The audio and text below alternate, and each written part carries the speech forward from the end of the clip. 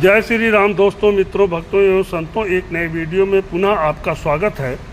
पिछले वीडियो में मैंने बताया था कि अमेरिका ने भारतीय तेल टैंकरों पर अटैक किया था, जिसमें 3 भारतीय मर गए थे हार्मोज स्टेट में, और उस पर हमारे जीडी बख्शी साहब एकदम तमतमा गए। जीडी बख्शी साहब स्पष्ट हैं, बहुत स्पष्ट रूप से बोलते हैं, उनकी बात सुनिए।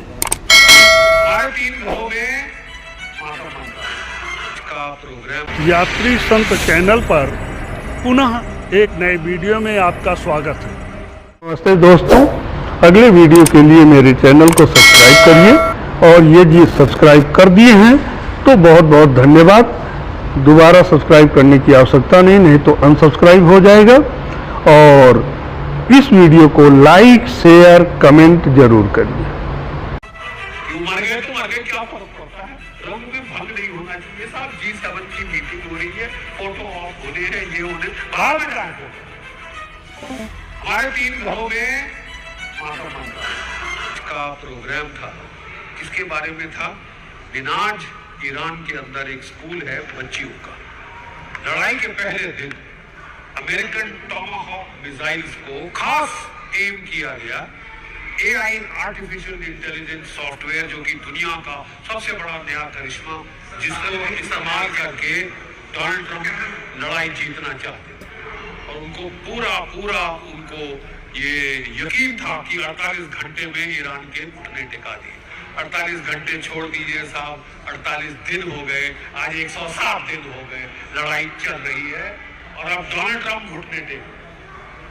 लेकिन प्रॉब्लम ये है साहब कि क्योंकि हम उस वक्त दुनिया पूरी चुप्पी साध गई कि अमेरिका बड़ा ताकतवर है, अमेरिका बड़ा ये है, डोनाल्ड ट्रंप बड़ा दादा है, ठीक है, तो हम चुप रहे, नहीं तो हम पे ना चढ़ जाए। ठीक है साहब, आप चुप रहेंगे तो वहां पे चढ़ेगा। हम मिनाज के स्कूल के टाइम चुप्पी साध के बैठे थे। आज हमारे 3 जहाजों पे हमला हुआ है। हमारे 3 जो है नाविक, उनको मार डाला, मर्डर किया गया। और एक शब्द नहीं है सॉरी का, माफी का, गलती हो गई, कुछ नहीं। हमारे बाप का राज।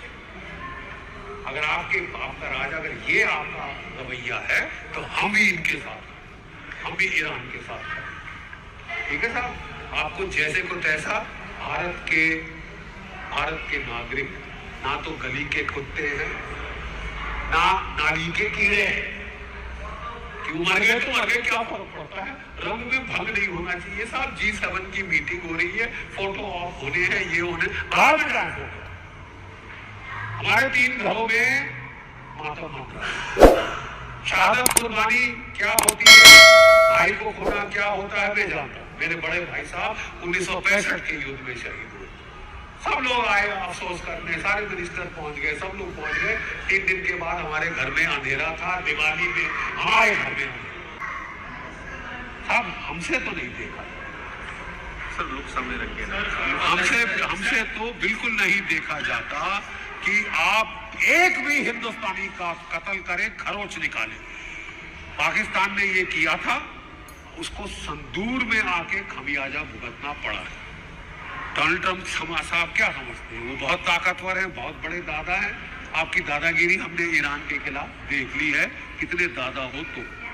नेगोशिएशन डील के ऊपर भी लगातार बात हो रही है। आपको लगता है कि यूएस ईरान नेगोशिएशन डील्स या सीज फायर डील्स सही में होगी, या एक बार फिर से ये कहीं ना कहीं अब एक और षड्यंत्र रचने की कोशिश की जा रही है और ये डील एक? देखिए साहब, आप अपनी विश्वसनीयता 0 से भी कम कर तो आप पे कौन विश्वास करेगा? हर बार आपने बोला है कि मैं जो है सीज फायर करूं, ठीक है। 2015 में ओबामा साहब ने पूरी डील कर ली, आगे कागज 2018 में आए, कागज के कचड़े में डाल दी। आज वो डील नहीं मिल रही, वो डील के बराबर भी आप नहीं आ सकते। और इसके लिए इनकी नानी खिसकी जा रही है, ठंडे पसीने आ रहे हैं कि अमेरिका के लोग मेरे को क्या बोलेंगे। क्या झक मार के तूने 107 दिन लड़ाई करी? तू कह रहा था कोई लंबी फॉरएवर वॉर नहीं करेगा, तूने किया क्या? तबाही कर दी है दुनिया की इकोनॉमी, भारत की इकोनॉमी को चोट पहुंचाई है। और हमको कहा जा रहा है कि ग्रिन एंड बेयर इट, मुस्कुराओ, तुमको मुंह पे लात मारेंगे, नाक में से खून बहाएंगे, तुम मुस्कुराओ। क्योंकि तुम हमारे दोस्त हो। अरे साहब, ऐसे दोस्त हैं तो दुश्मन भले, शत्रु बोध हो गया है हमें आप कितने दुश्मन हैं कितने नहीं है। 3 भारतीय जानें आपने दी है, क्या एक भी चीन का जहाज को खरोच आई है? 90% ईरान का तेल कहां जा रहा है? चीन को जा रहा है। 90% ईरान का तेल चीन को जा रहा है। 80 जहाज 100 जहाज चीन के निकल गए। एक के ऊपर आपने हमला किया? नहीं किया। रूस के जहाज को हाथ लगाने की हिम्मत है तुम में, अमेरिका नहीं है। तो क्या सोच के आपने भारत पे चढ़ गए कि ये कमजोर है? अबे न्यूक्लियर बॉम्ब है हमारे पास, ईरान के पास नहीं थे। उसने तुम्हारी ऐसी तैसी कर दी है, तुम्हारी बत्ती बंद हो गई है साहब, नाक से धुआं निकल रहा है, ठीक है। और भारत के ऊपर उंगल मत देना साहब, उंगल टूट जाएगी, क्योंकि यहाँ की जनता में आक्रोश है। देखिए, जीडी बख्शी साहब ने अमेरिका की धज्जियां उधेड़ दी और भारत सरकार द्वारा उठाए गए कदम को बहुत ही कमजोर बता रहे हैं और कह रहे हैं हमें डरने की जरूरत नहीं।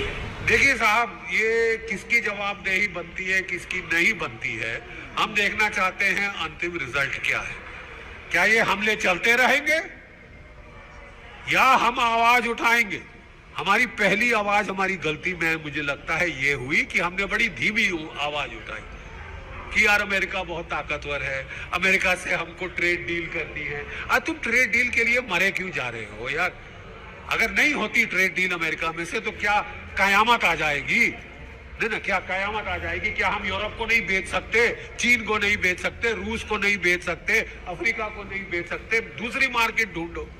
हर दिन ये हमको कोई ना कोई धमकी देना, 50% टैरिफ लगाएगा, फिर सुप्रीम कोर्ट अमेरिका की ने डाउन कर दिया कि केवल 10%, तो 12% हमारे पे और लगाया कि फोर्स लेबर कर रहे हैं। पाकिस्तान में फोर्स लेबर नहीं हो रहा, टेररिज्म आपको केवल ईरान में दिख रही है, पाकिस्तान टेररिज्म नहीं कर रहा। उसके आसिफ मुनीर को गोदी में क्यों बिठा रहे, क्यों उसको उकसा रहे हो पालतू कुत्ते की तरह की और काटो भारतवर्ष को? देखिए साहब, बहुत हद से ज्यादा चीजें बढ़ जा रही हैं और शत्रुबोध हमको अब धीरे धीरे हो रहा है। अगर कई लोगों के आंख से पर्दा अभी भी नहीं गिरा है तो मुझे लगता है कि अमेरिका खुद गिरा है। सर, गाजा में 1,03 साल से लगातार मौतों का सिलसिला बढ़ता जा रहा है। अभी भी इजराइल जो है गाजा के ऊपर हमला कर रहा है।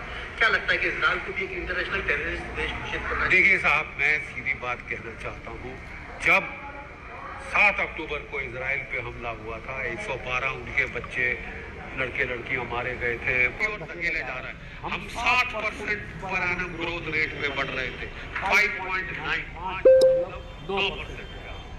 720 अरब डॉलर फॉरेन एक्सचेंज रिजर्व था हमारे पास, आज 550 के करीब आ गया और घटता जा रहा है। 32% हमारा फर्टिलाइजर घर से आता है। ये आपने जीडी बख्शी साहब को सुना, इनकी बात से एकदम स्पष्ट है कि अमेरिका पे विश्वास करने की कोई ज़रूरत नहीं, उससे डरने की कोई ज़रूरत नहीं। जब ईरान गैर परमाणु देश उसको पानी पिला सकता है तो हम तो परमाणु संपन्न देश हैं। हमारे सामने अमेरिका खुद घुटने टेकेगा यदि हम सशक्त रहें।